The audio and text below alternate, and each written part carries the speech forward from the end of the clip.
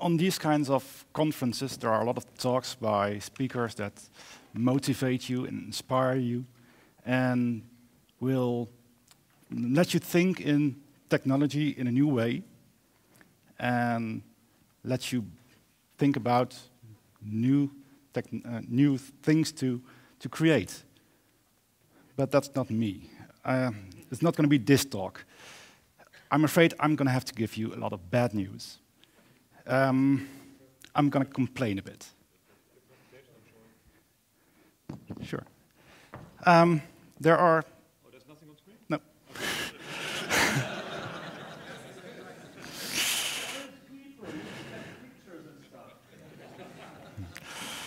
I have 75 different Android devices.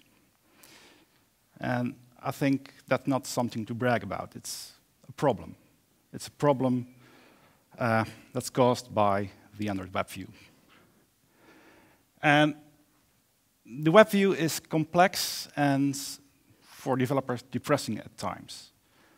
But bear with me, it's all going to be worth it. First of all, what is a WebView? It's a system-level component offered by the operating system that renders HTML, CSS, and JavaScript. And actually, on Android, the stock browser is built using the WebView. It's just an UI layer around the WebView, and WebView is actually what renders the HTML. But it doesn't matter where the content comes from. It can be from the network, or it can be embedded in your app. And that's actually what a PhoneGap app is. It's embedded content that's rendered by WebView. The WebView used to be based on WebKit. Luckily, nowadays, it's based on Chromium. And that's the same base as Google Chrome. But they don't share, they do share code, but on an application level, they have nothing in common with each other. Chrome does not use the Chromium WebView, and when Chrome is updated, the Chromium WebView still stays the same. The old WebKit WebView is only updated when the operating system gets updated. So that means not all phones will get proper updates for the WebView. And the WebView is updated only with major versions of Android. Android 4 was the last proper update for the WebKit WebView. 4.1, 4.2, and 4.3 did bring some bug fixes and little changes, but it is actually pretty much the same as the Android 4 WebKit. And that one is 4 years old. That means it's slow. It has limited standard support, and it has many, many quirks. And one additional problem, it almost has no developer tools. It's all hacks and workarounds. So no wonder Google wanted to update it with a more modern architecture. The Chromium WebView, it's much, much faster, top-notch support, and mobile optimized, 60 FPS, and actually proper developer tools. Originally, it started with Chromium 30, but it was actually updated pretty quickly to Chromium 33. Android 5 changes this again, and it's now updated independently from the operating system. It started with Chromium 37, and about 2 months ago, it was updated to Chromium 40. And it will keep updating and updating. And there is actually a beta WebView that you can use on your phone. So you can test the next version that is going to be on everybody's phone. So the future looks bright. And that's the only good news I'm going to give you today. The reality is, not all phones will get an evergreen Chromium. And that's a problem, because that means we still have to deal with the WebKit WebView. And this is data released 2 weeks ago by Google. And the WebKit WebView is still on 50% of all phones. That's not too bad, because 2 months ago it was still 65%. So things are looking up. But back to the bad news. There is actually more than one WebKit WebView. If you try your application, try the WebView on a Samsung phone, it's not going to be the same WebView as on an HTC phone. And on an HTC phone, it's not going to be the same as an LG phone, and so on. And the changes are not big, but they are probably annoying. And why? Well, reasons. Android device vendors want to differentiate. They want to build their own experience, keep users on their platform. That means we now have interfaces like HTC Sense and Samsung TouchWiz. And that's, yeah. They not only did they change the layout, the user interface of their devices, they also changed the browser. They improved the browser. And there is actually one way to improve the browser. That's improving the WebView. And that affects us. And they want to differentiate by having better standards, by adding new features. And that sounds good. But in reality, that means that everybody will have a different WebView. Differentiation. That's just a pretty word for fragmentation. Yeah. In reality, we just have different WebViews that behave slightly different. And there are actually 2 ways that manufacturers change the WebView. First of all, WebKit has a lot of switches. You can turn features on and recompile WebKit, and new features appear on your WebView. And the other way is to update WebKit to a newer version. And that means you will get bug fixes, and that probably sounds good. And you will get new features that weren't in the previous version of WebKit. And all in all, these are the 2 things that they change. There's sometimes they changed both. And you have to think, why were certain features disabled in the first place? Were they perhaps not finished, or did they have performance issues? Were they buggy? So it sounds good that new features are being enabled in WebViews, but is it really?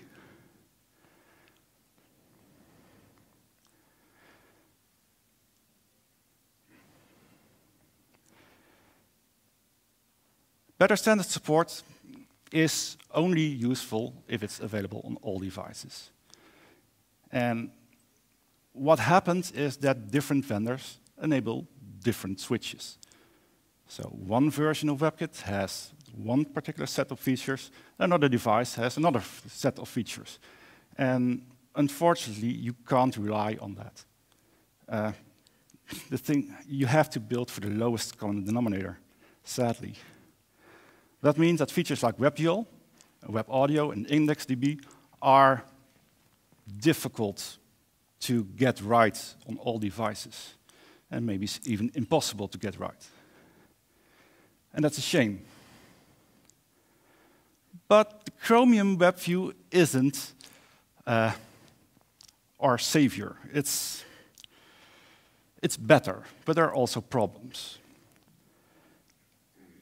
Last March, apps broke in the App Store. And what they had in common was a number of things. It was all Android 5. They were built with PhoneGap. They were using Sencha Touch 1. And what happened was Sencha Touch 1 was using a legacy WebKit API, WebKit points.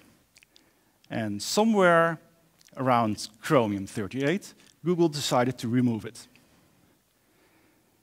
So on one day, the API was available, and the next day, suddenly apps were generating JavaScript errors.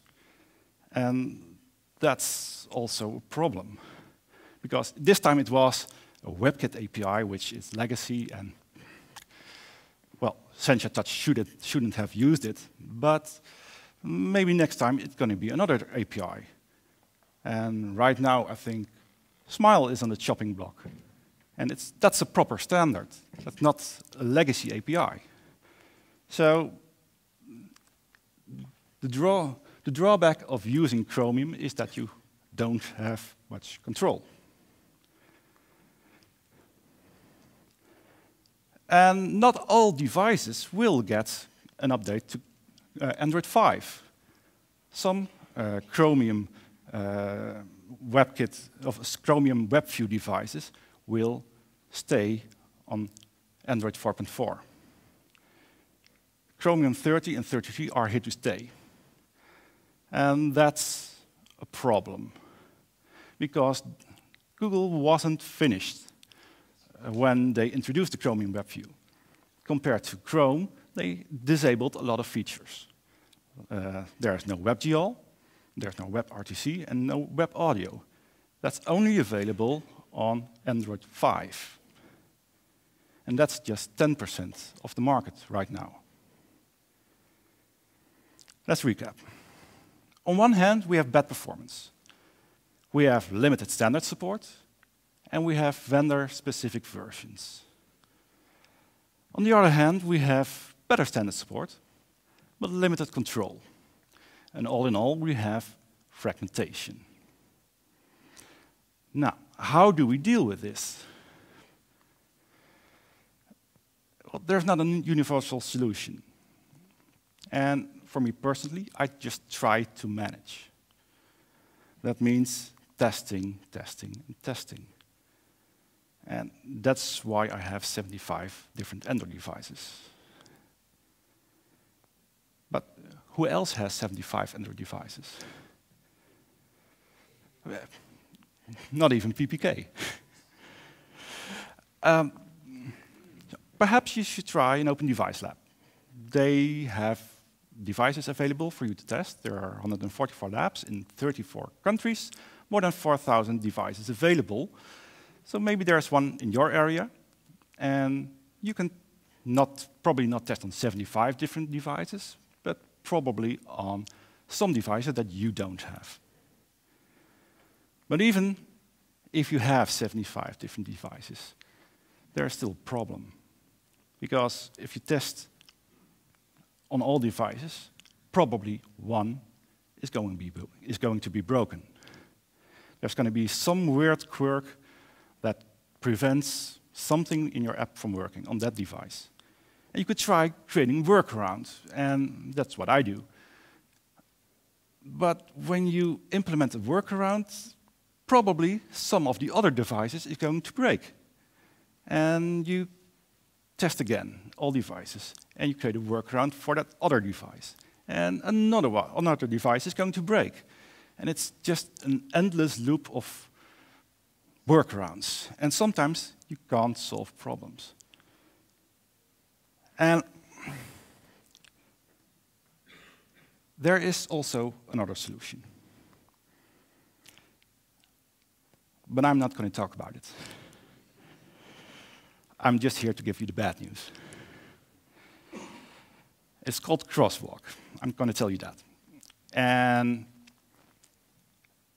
basically, it allows you to use your own WebView regardless of the system WebView. So you're back full in control, and you can decide which features are enabled in your application. You can use WebGL, you can use Web Audio on all devices without having to worry about one device breaking or another device breaking. So I'm not going to tell you any more about it. Next speaker, Francesco, is going to tell you lots more about it. And I just want to leave you with what I promised at the beginning. Something positive and something awesome. Kittens. Thank you. Thanks.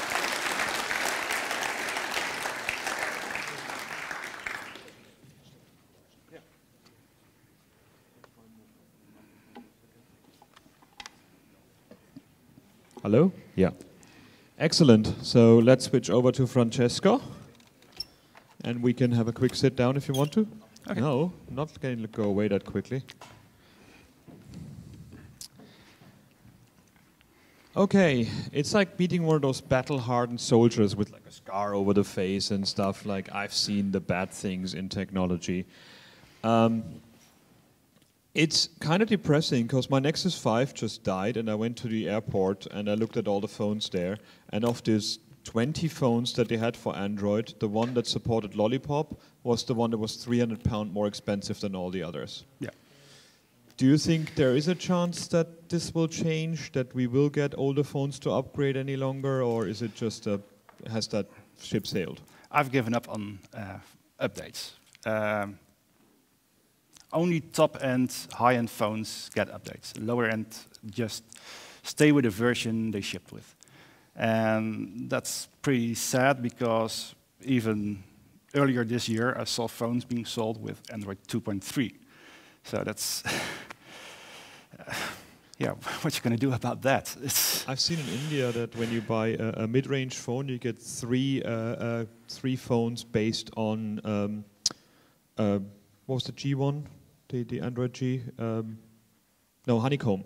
Yeah. They get 3 Honeycomb phones with 1 mid-range phone. So we're actually stuck with really outdated Android phones because they come in bulk right now because you can buy for the whole family. Yeah, and that's not going to change, I think. And that is why we need a proper solution because we're stuck with the WebKit WebView for quite some time. What is your opinion about shims and polyfills? Like when people use JavaScript workarounds to inject technology, modern technology into older web views and older browsers? In most cases, it's going to work, but you still have to deal with the quirks of each individual web view. And, but for a number of features, it's definitely going to work, but probably slower. And phones are already slower than the high-end phones, so maybe that's going to be a problem. In terms of security updates, Google announced that there's not going to be any security updates on ICS any longer. Yeah. Do you think there will be something like a botnet for web views? Yeah, I think we're basically fucked. I'm sorry. No, I understand it's difficult for Google to update older phones because they're not in charge of the updates. Device manufacturers need to do that. And what they have shown in the last 5 years is that they're not really capable of doing that. And or they may not want to do that because reasons. They want you to buy a new phone, basically. Okay, let's be helpful. If I want to know all the problematic web views, which web view has what issue, is there one page, one wiki, one place where I can find all these information without DMing PPK every 5 minutes? No. Now, right now, there is probably not much documentation about this problem. And the differences between the web views, every developer has to find out for himself. And well, maybe with what our next speaker is going to talk about, it's not necessary anymore. But I think it's still quite useful to tell people more about differences between browsers and web views and that kind of stuff. Excellent. So it's a bit like the IE6 problem we had with old machines in Windows XP. The browser is hardwired into the operating system, and the operating system outdates. Nothing changes. Yeah. Except you can't even upload a new browser to it. Yeah, basically you're stuck with whatever you have. You can't just switch over to Google Chrome because as an application developer, you can't use any other browser, maybe, except Crosswalk. Okay, that's too depressing. Get the hell out of my stage. Thanks.